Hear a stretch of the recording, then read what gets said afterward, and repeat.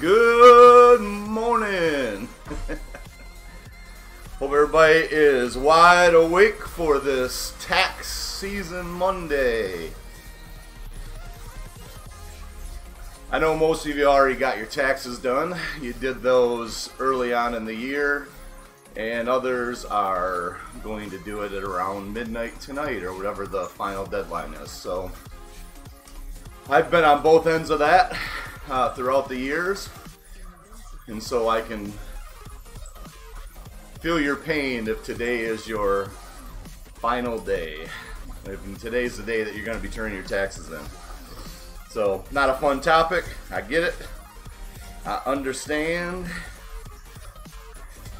I hope you all don't owe any money.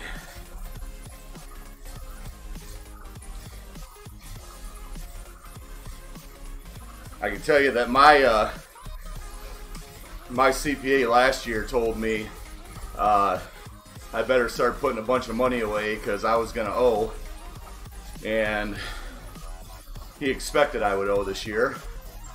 But I don't know. Fortunate, unfortunate, I didn't know. I'm getting money back. So I turned my taxes in last week, honestly thinking I was going to owe some money, and I didn't. So that was good. I was happy that I didn't owe any money. As I should have been.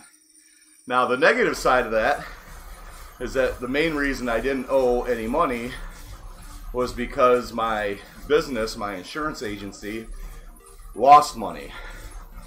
So that's not good. So I got back money because I lost money. And I can promise you I lost more money than I got back.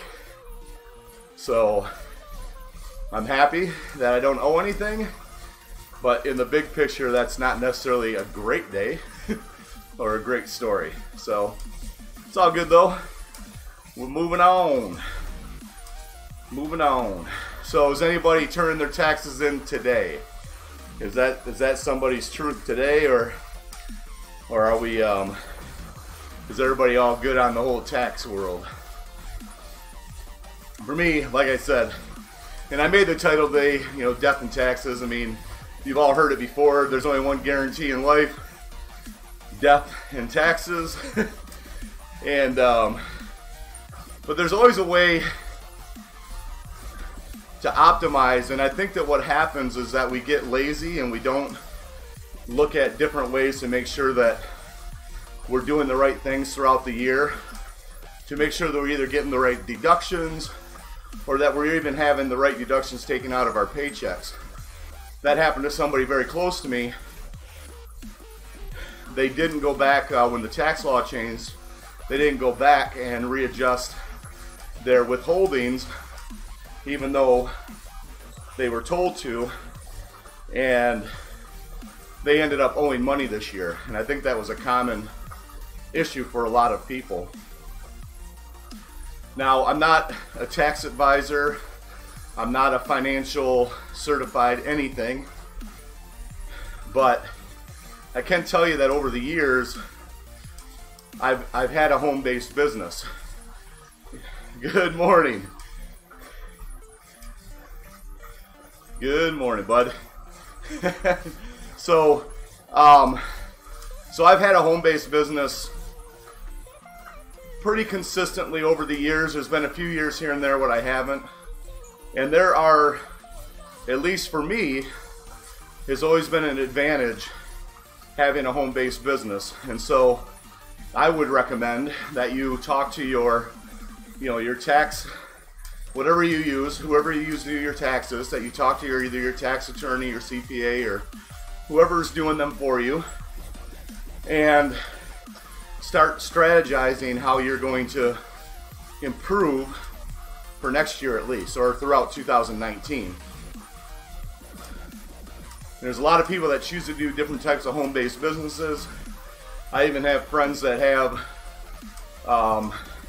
mini farms on their property because they have enough property to do that. So they grow pumpkins and they distribute those pumpkins to other places, whether they sell them themselves or they distribute them to, a greenhouse or somewhere like that in their local town, a farmer's market. And that alone is just I mean, silly as it may sound,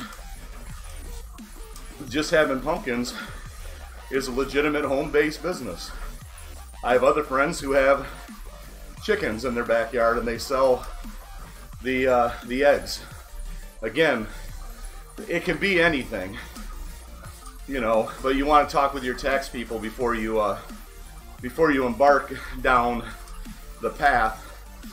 I would say that a large majority of my friends actually work in the network marketing realm. So they're in network marketing, direct sales, MLM. There's a lot of different words for, in essence, the same thing. And that's a home-based business too, as far as the tax law goes. And so there are write-offs such as your office space and utility bills and other things where you can at least write off a fraction of that. It's not 100%, but everything helps, right? If you're traveling to see clients, you know, using apps such as Mile IQ, and so that you can track all of your drives and get the proper documented credit for the miles that you drive. That's what I do. You can also use the 1099 or self-employed version of QuickBooks, which is very inexpensive. And that has a feature inside of it, I believe, that is actually powered by Mile IQ, because it's the same technology, and that will track your miles. And so you can track personal miles and then business miles. And obviously you want to be able to, you don't want to play with that. You want to, Jimmy, if you're going to do anything related to business, track those miles for business miles.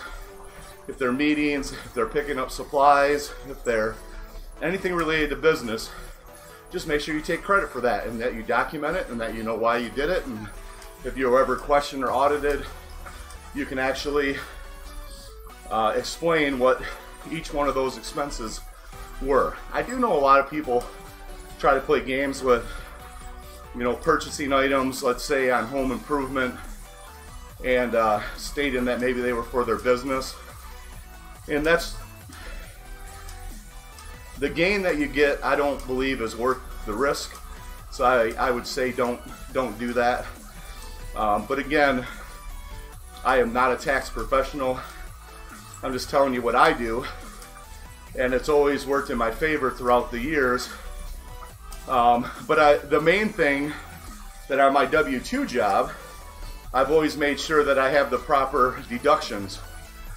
And that's something that you really should be looking at every year to see if you need to change that. There's a good chance that you do.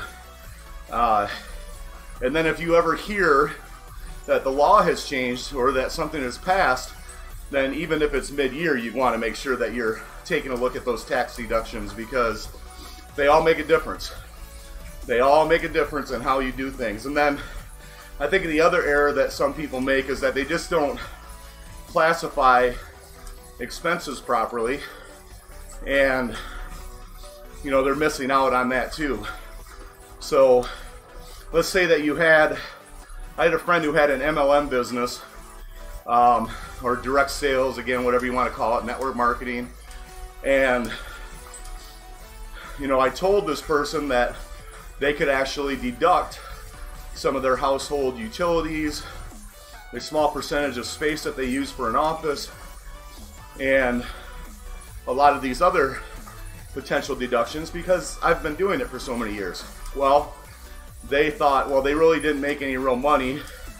I think this person made $700 that year and probably had an expense of closer to $3,000. And so they didn't do anything with it. Well, fortunately, they got a new tax man to help them with their taxes, and he looked back, and I think the farthest back he could go was maybe 2015.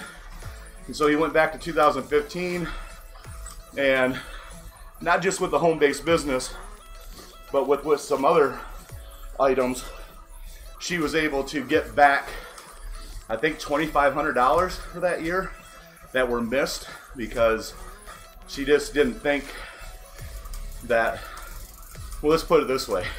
She didn't trust me. It's that simple. You know, she didn't think that I was right. And so, because her tax person at the time, which was a friend of ours, didn't say anything that what I was saying was wrong. Well, I wasn't trying to be right. I can tell you that. I didn't have any stake in the game, but I'm glad that her new tax person was able to go back to all of the years that he could and made the adjustments. So she won't see that money right away. That money is going to be delayed when those adjustments happen, especially during tax time. But so that's another thing. If you are the type of person that just decided to do your taxes on your own through any kind of program, TurboTax or any of the other ones, you may have left money on the table. You also may have gotten money that you shouldn't have. So to me, it's always been worth having a CPA and not doing it on my own. You know, you can't be an expert in everything, and taxes definitely, to me, aren't worth playing around with. So, you know, just take advantage of the experts and have them get things right. Even if you broke even, heck, even if you owed money and it was done right, I think that is the right thing to do, in my opinion. Now, there are some other things that some people don't know, and as silly as this may sound, you know, if you don't owe money, if you're getting money back, then you don't have to file today. You're not required. If you're getting money back, they're okay with you not getting it in the mailbox today. How do I know that? Because I've done that before. I think you've got up to 3 years, and so I can't remember what the years were, but I did, let's just say 2015, 2016, and 2017. I did all of those in April of 2018. Again, I don't think those were the years or close, but you get the point. Now, I didn't owe money on any of those, so there was no penalties. It's only when you owe money that you penalized. And then, of course, you have an amount of time that you have to get those things in. So that is another thing that not everybody realizes, so they stress out because they just didn't get things done. Now, taxes aren't as difficult these days as they used to be. And so because of most things being electronic, you can store your files, you can scan files. If you don't use cash, then you have a record of pretty much every transaction anyways. There's different ways to handle taxes. I think that learning how to categorize expenses, not only for your monthly budget to make sure that you're on track, but obviously for taxes also. And so for me, I use two different programs that are owned by the same company. So I use QuickBooks and I use Mint. So QuickBooks for my business and Mint for my personal financing. What Mint does is also allows you to categorize every single line. Now, in the past, I'm going to tell you my crazy routine.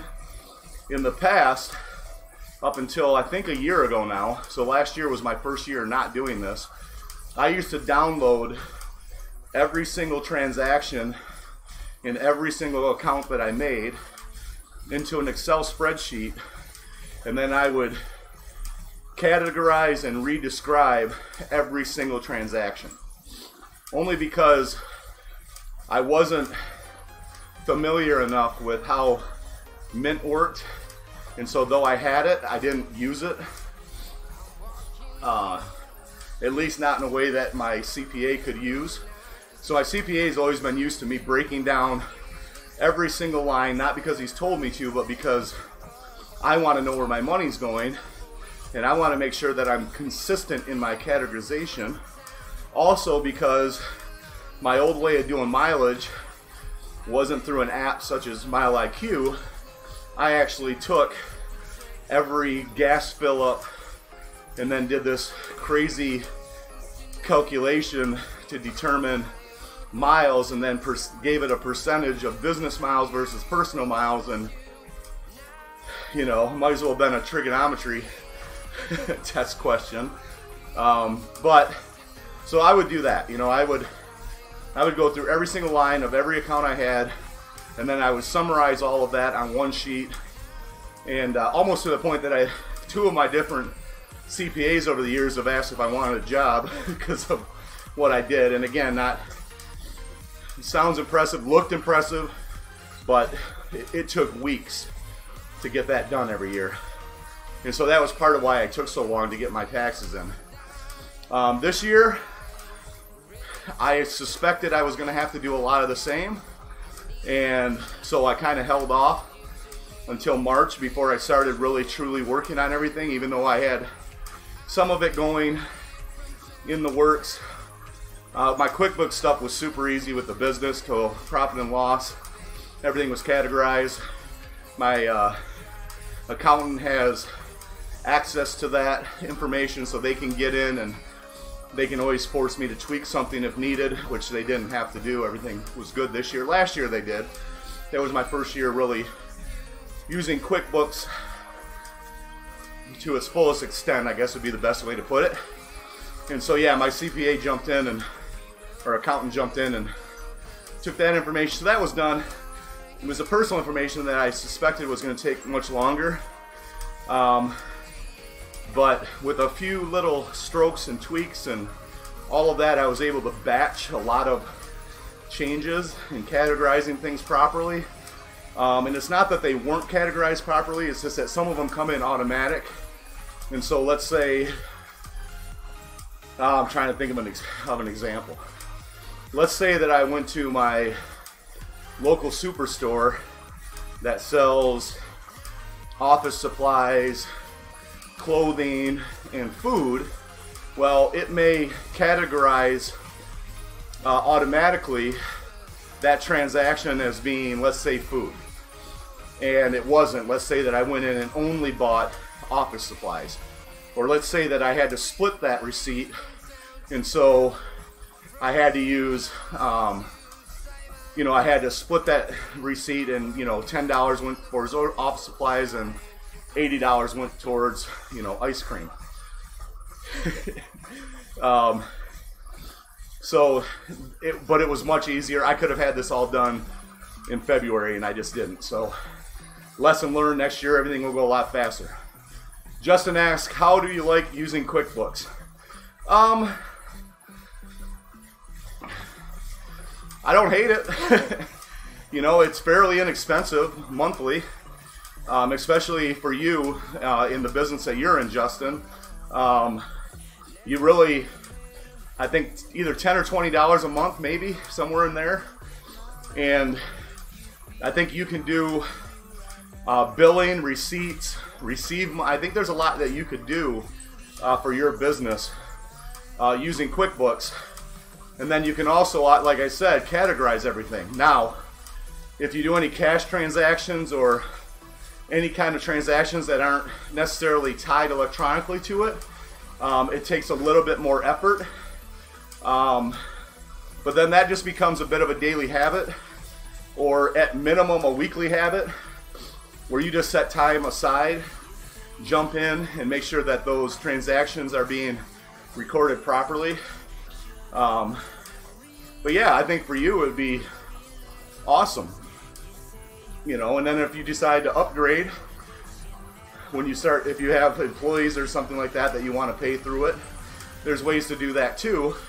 And so there's an advantage to the employees because they can get all their information online and don't have to bother you. So, but now you're jumping into that $80 range if you're letting them handle, you know, all of that, which if you go down that path, I actually suggest you do, because to me, it's still cheaper than having somebody else do it for you. Unless you have somebody in your household that's able to handle just the business stuff, and then maybe they can learn all of the other tax responsibilities along with Michigan. We're in Michigan, so Justin's in Michigan also. So the unemployment laws and things that you're required to do there, you have to report quarterly. So QuickBooks doesn't do that for you. It will pay weekly. It will pay quarter. It'll pay everything that needs to be done on the unemployment side, along with all the taxes that need to be done. But what it won't do is it won't go into MWAM and do your quarterly reports. And so I shouldn't say that. Actually, it does. It somewhat does do that, but you still have to go in and make sure you finalize that data. But yeah, I think QuickBooks is great. I think that there's other programs out there that are competing with QuickBooks, but I think QuickBooks is still the easiest one to use, as long as you stay on top of it. Now, if you go 2 months of not reconciling your accounts, then that could be a problem. You know, you may run into some problems of where things aren't matching up, or you don't quite remember what the expense was, and so that could be difficult. There sometimes is a bit of an issue getting it started, and so when you're starting, it's easy if you start with a fresh bank account and then start in with QuickBooks. But if you're bringing in a bank account that you've been using for, you know, let's say years or months, and then you try to integrate back into QuickBooks, that can get a little messed up. So in that case, I would always suggest that you grab your tax person or your CPA accountant, you know, whatever you're using, and let them jump in and help fix those things for you. Get everything set up for you. It may cost you a few $100s, but money well spent and tax deductible from your business. So even having your taxes prepared does save you money the next year. So you actually get to write some of that off. But again, I mean, the reason for this conversation is really to tell most of you that you don't want to become an expert. First of all, let's say this. You can't be an expert in everything, right? You just can't. It's not possible. You know, there are the smartest minds in the world still weren't experts in everything. They were good at what they were good at. You know, they were great at what they were good at. You know, but so that's the same thing for us, for you. You can't be an expert in every, and if you are an expert, let's say in tax law, what can be written off and all of that, then that's what your job is. That's why you're an expert, because that's what you do for a career.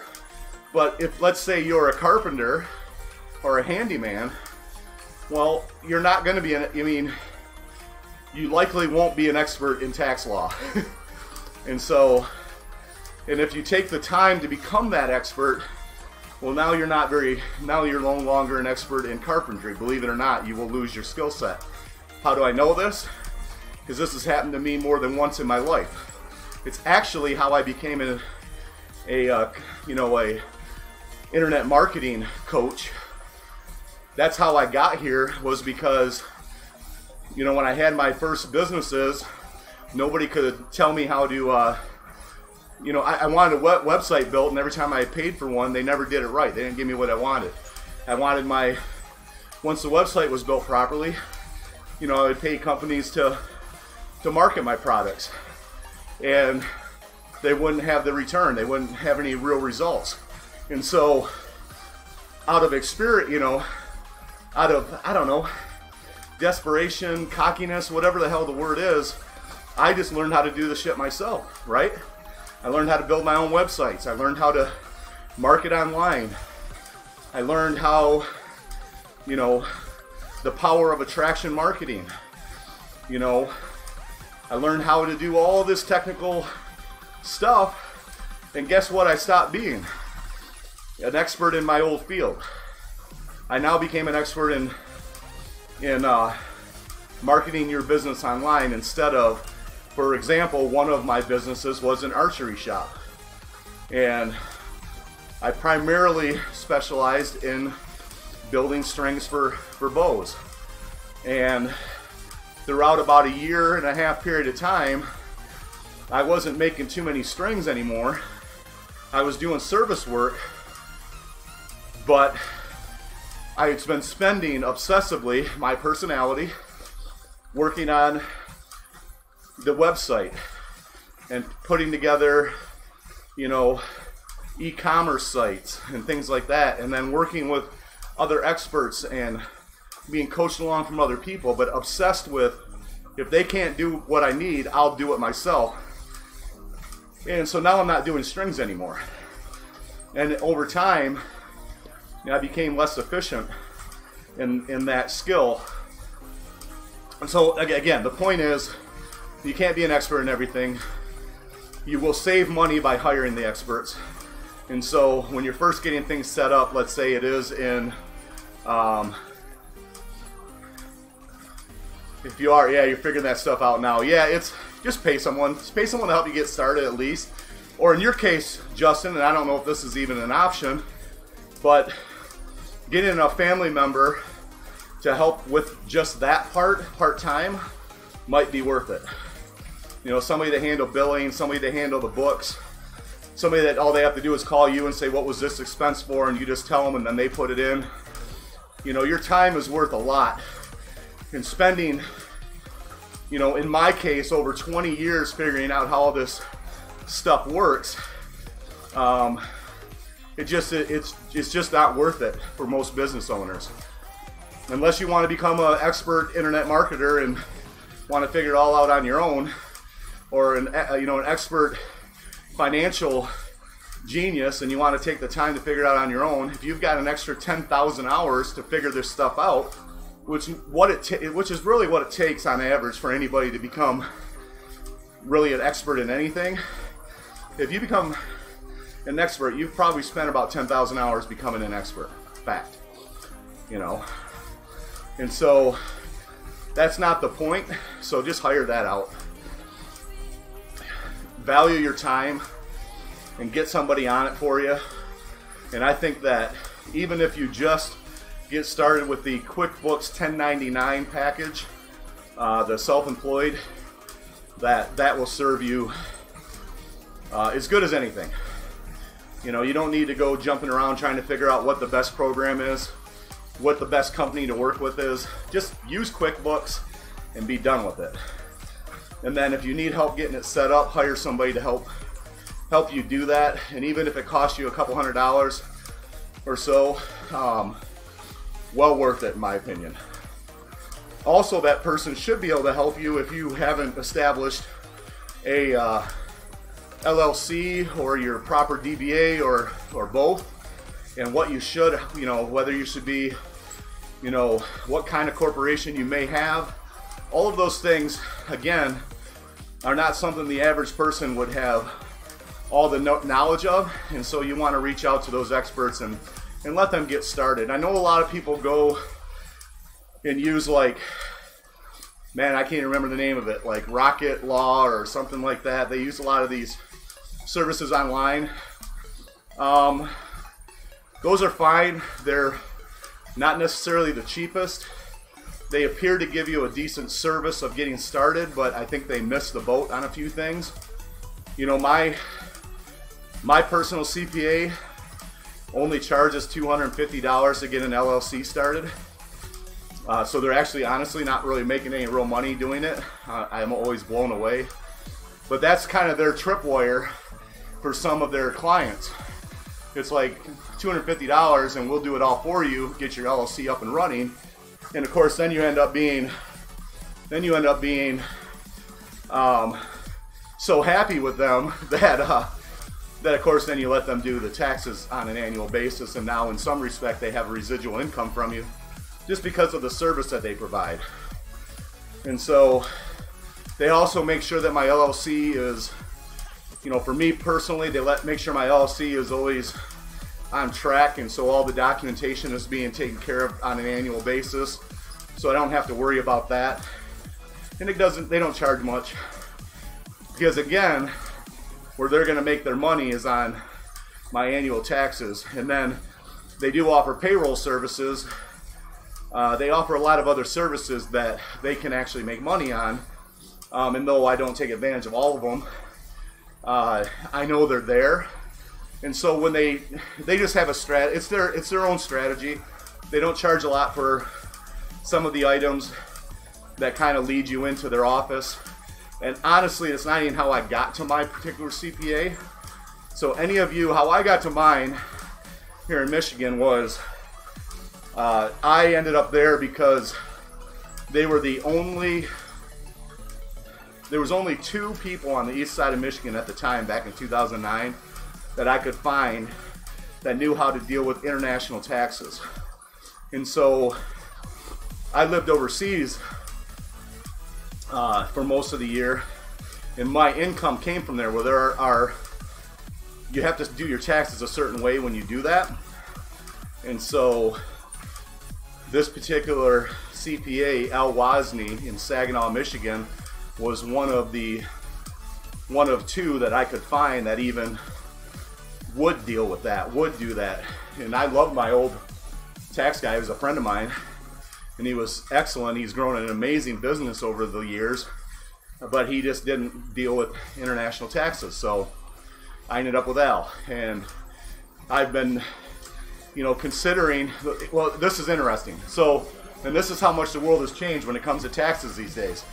So I was going to leave Al a few years ago, just because, driving over an hour to get my taxes done and get everything finalized and have that meeting, that was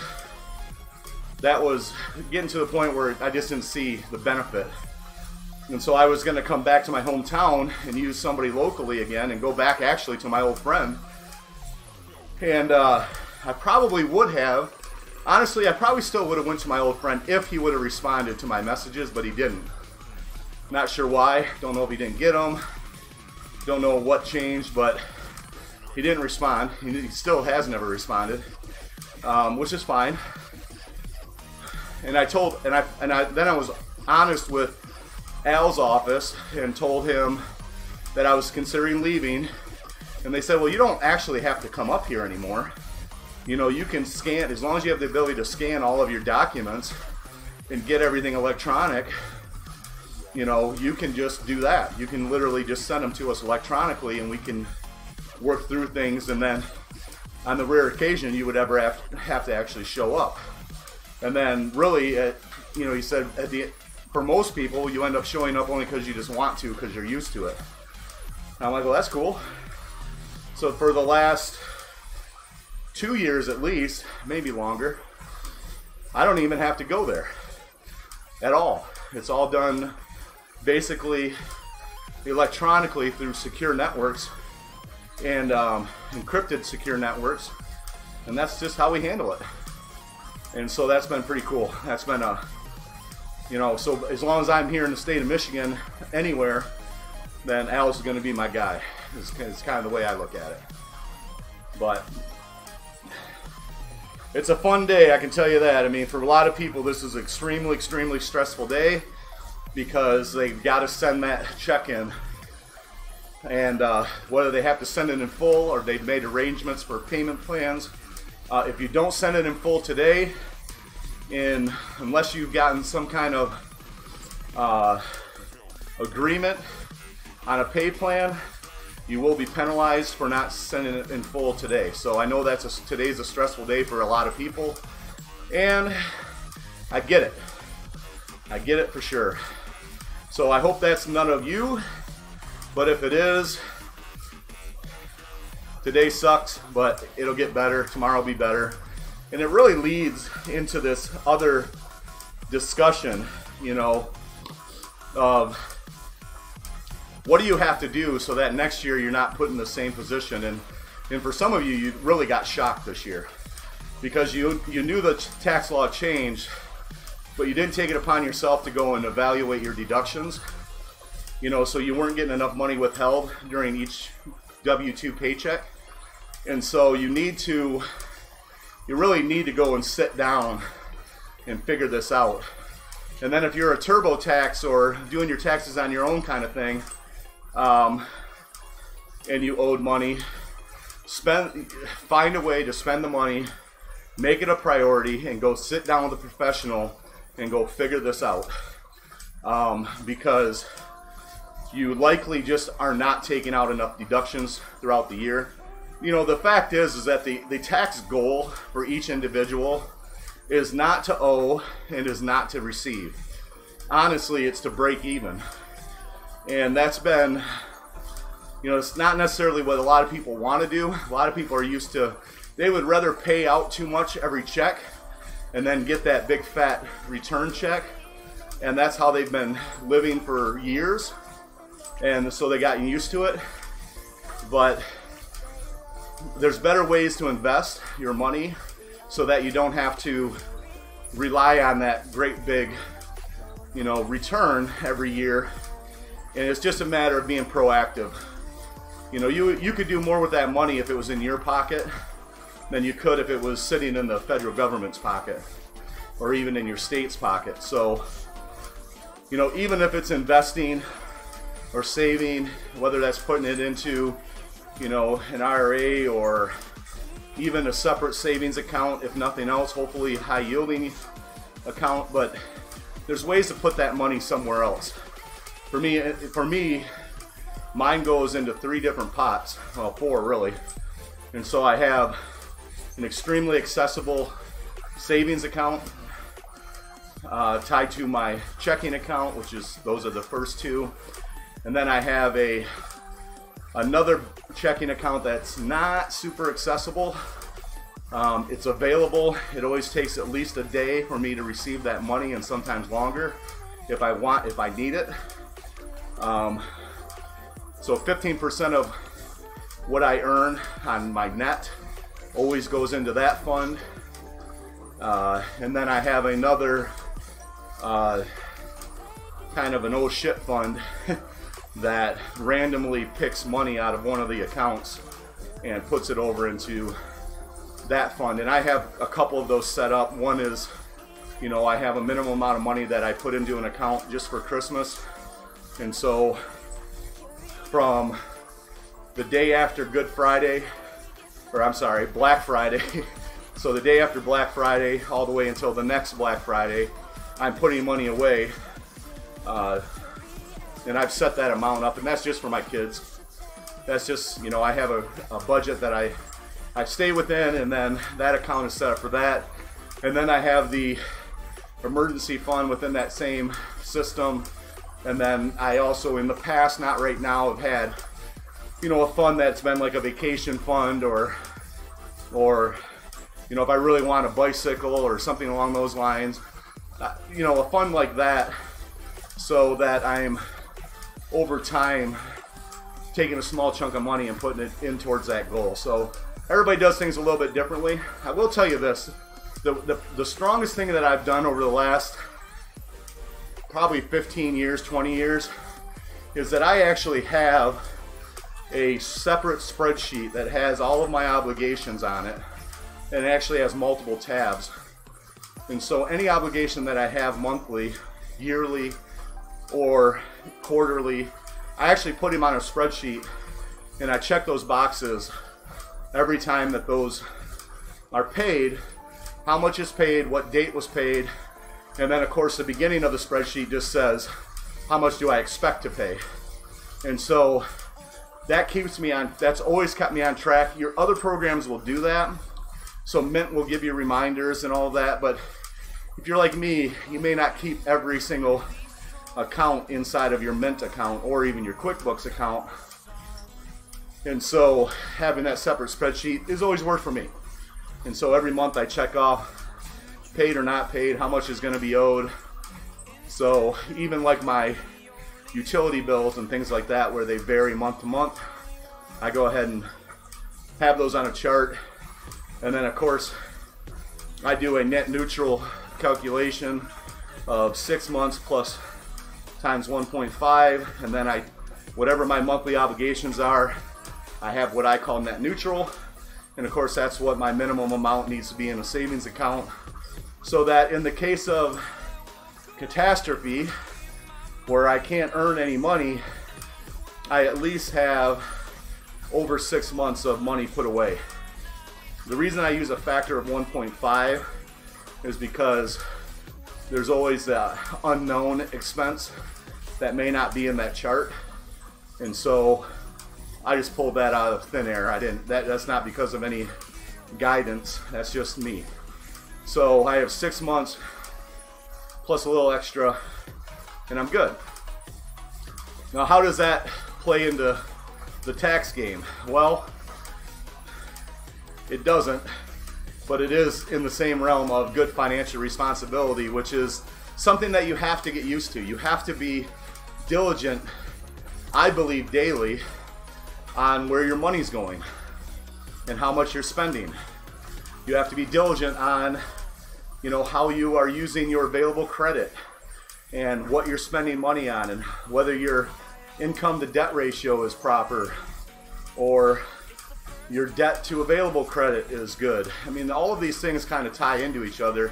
And so even though they're not necessarily tax related, I think it's important. We'll leave it at that. So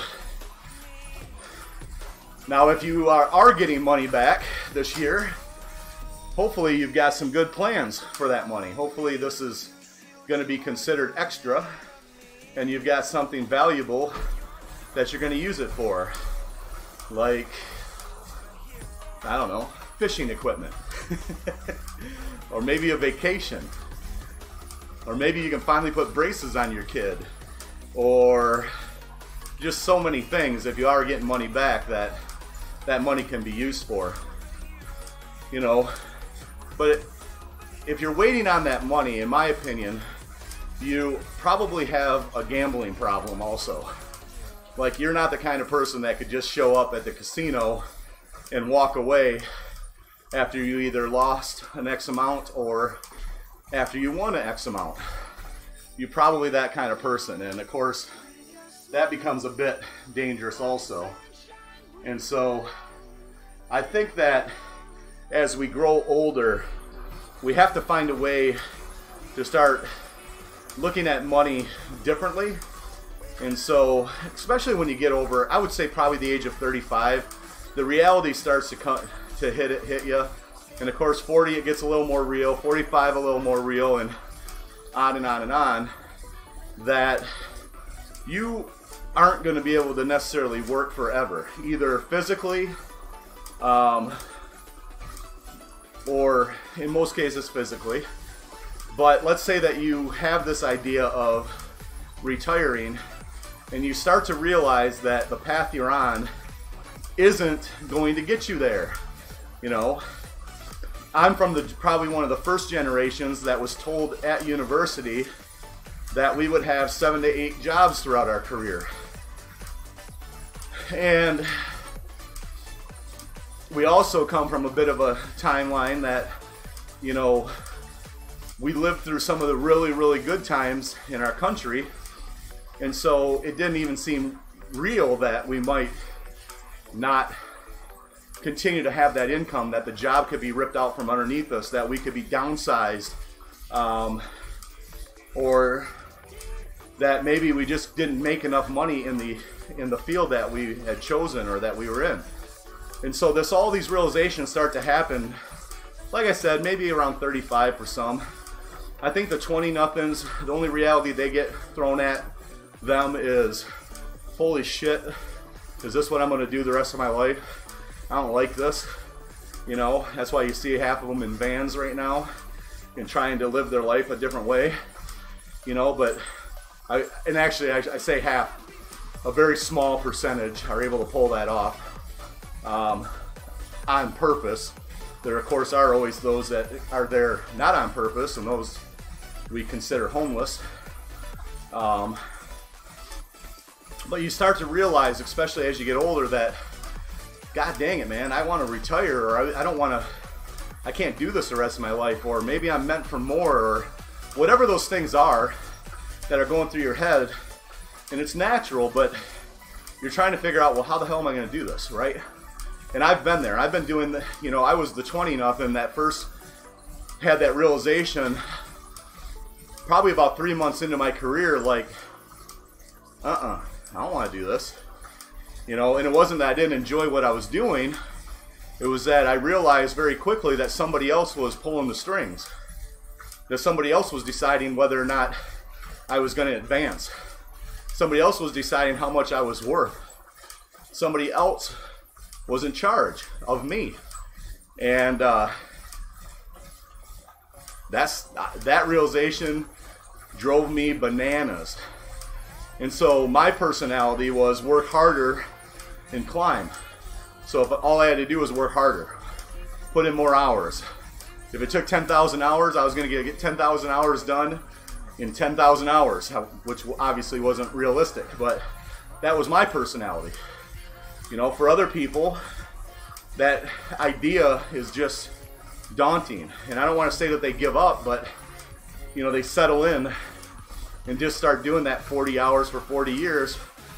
And then I think that the point that I'm making right now is that we're halfway through that battle if we're in our 40s and we start saying, shit, I'm halfway there and I still don't have anything put away in order to survive past the age of, let's say, 65.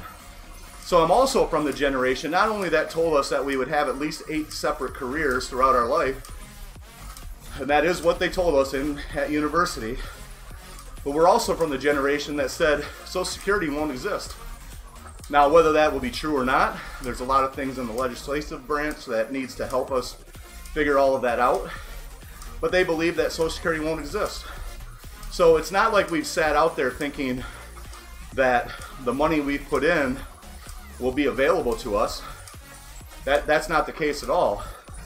And so really the point here is that we all are trying to figure out, how are we going to make it?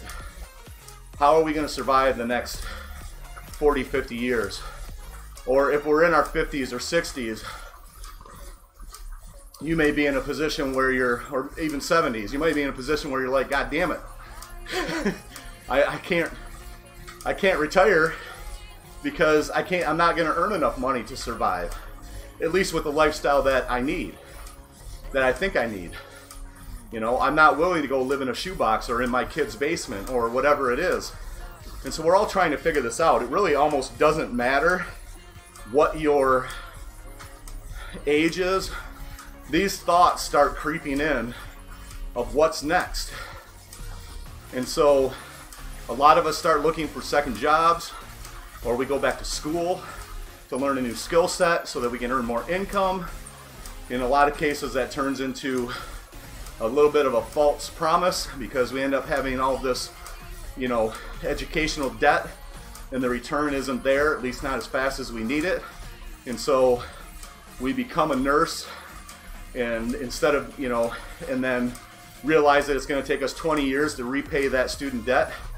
Or we go out and, you know, get this great, wonderful, like, passion of ours, career, educational things, like, I don't know, I'm gonna make one up, like being a photographer, and then realize that it's gonna take 20 years to ever pay that money back, if we even do it for a career.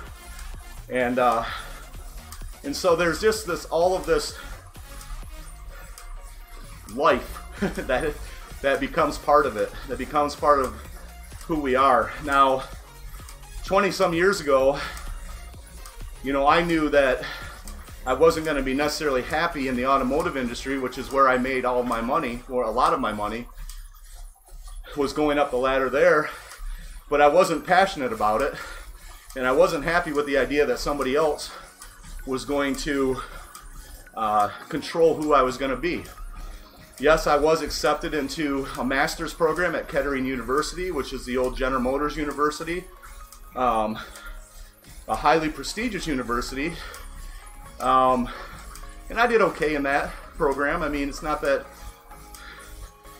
it was natural for me, because that was just kind of like, without effort, I could do well in that, with that topic. So that was something. And of course, I've always been fortunate that I've never had real student debt. because I either was on scholarship or sponsored. And so I know that's not the same for a lot of people, but at the same time, I didn't necessarily have a passion for it either.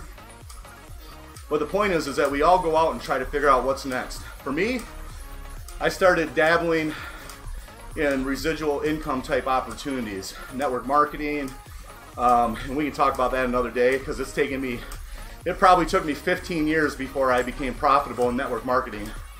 And so you can say that I'm a little slow, which might be accurate. However, the reality is that less than 3% of people in that field ever actually become profitable. And so, and they stay in it. And they stay in it for this same exact discussion we're having right now, which is they know they need something different, whether it's a different type of career, the freedom, or if it's trying to figure out how to make that extra part-time money that's going to allow them to, stop physically working. I worked as a carpenter years and years and years ago before I was at General Motors, and then even took a break from General Motors and did it again for a year and a half. And I was fortunate that I had the education degrees that I did, because I could play around with that. Not a lot of people have that option, and I was able to get hired back in pretty fast. Well, not super fast. I mean, it took work.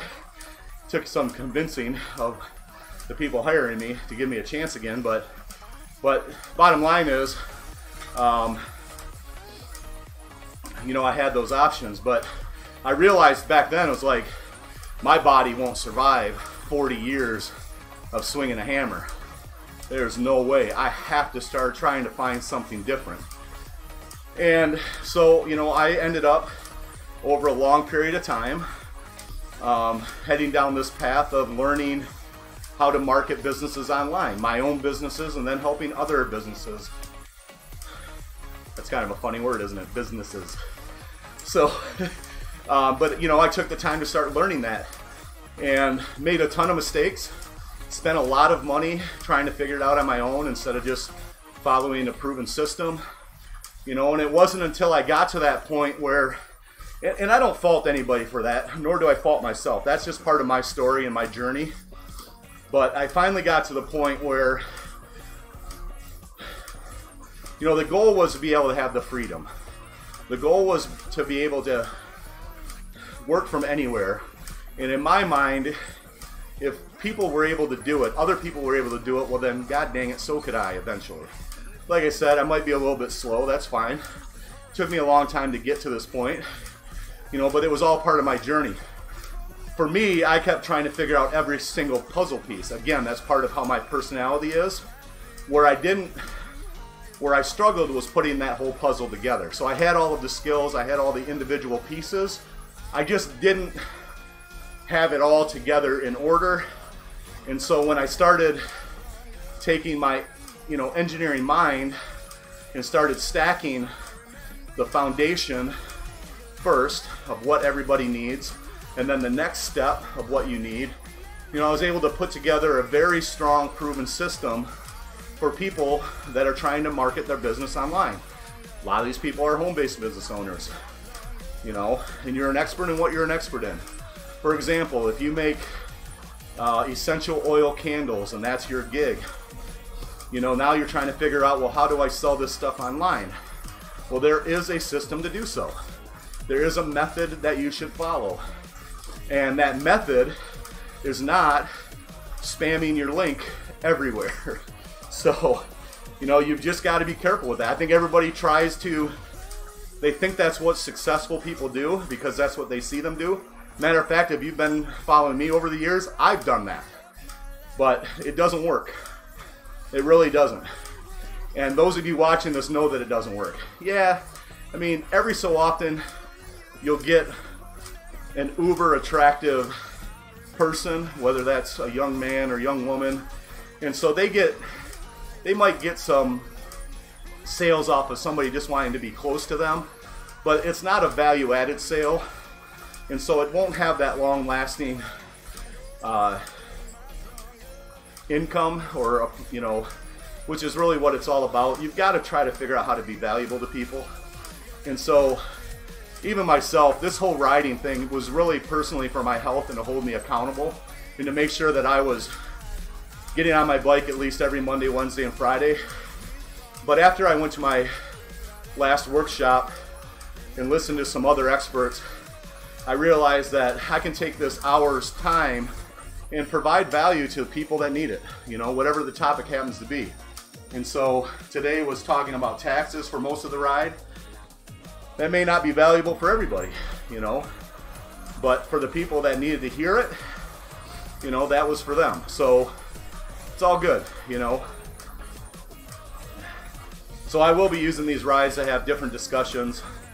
And then you're going to be seeing, if you're on my personal Facebook page, you're definitely going to be seeing more business-related Facebook Lives, things like that, where I'm going to be talking and helping a lot of you. And I'm kind of working out a new schedule.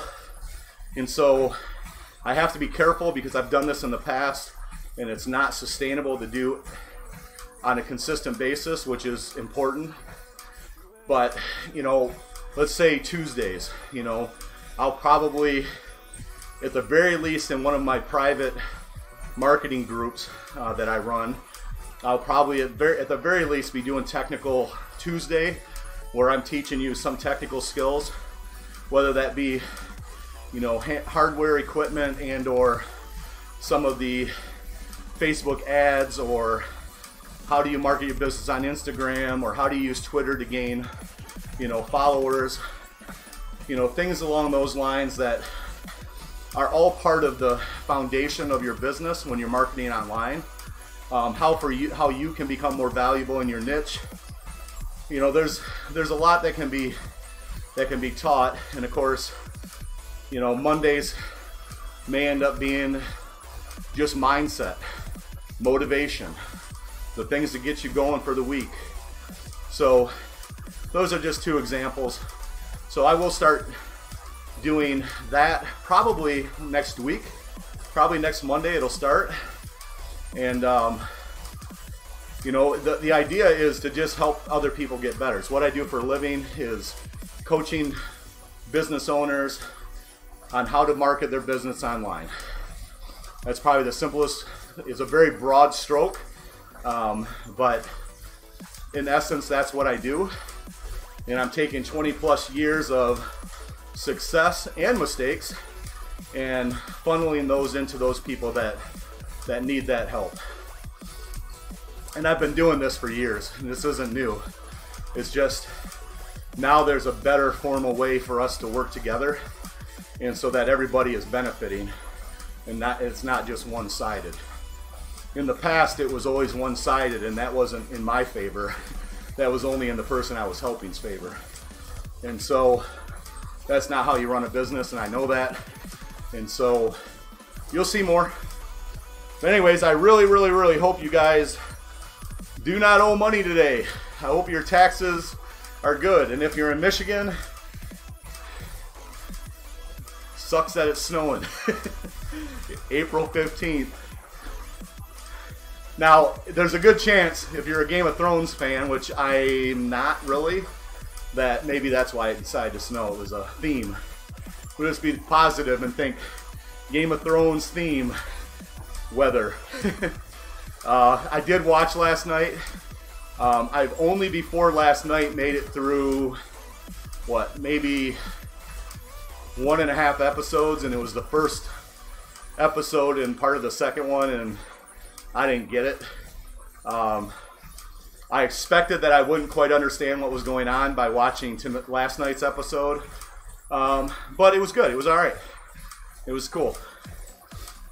I think if they'd had dragons in the first one or two, I probably would have been on board. But so yeah, last night was a cool deal. So just a lot of my friends were gonna watch it, so I decided I'd watch it too, just so if we had a conversation, I didn't sound like a complete moron, or I could even be involved in it.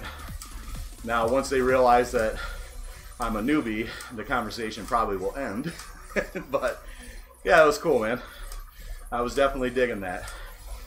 So I hope you guys are having a blessed day. I hope that the first half of this ride, if you were listening in on the tax information that that I talked about, that it helped you a little bit, maybe got you focused in on things that you should or could do. I know I threw a couple nuggets out there as it relates to building your business online and the proper way to market, especially as it relates to Facebook and or any other social media. There are some training. I still do have the notes available from last Wednesday's webinar. I got those finished up yesterday, and so if you're interested in getting a copy of those notes, either message me privately or just type me into this particular ride and I'll get those to you. Oh man, my alarms didn't even go off, so it's 8 o'clock. There you go. An hour in. Got sweat in my eyeballs. All right, guys, I'm just going to finish off the ride here with a little bit of a crank, and we will see you guys on Wednesday.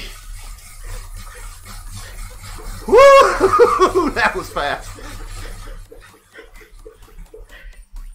All right, guys, peace. Love you. See you Wednesday.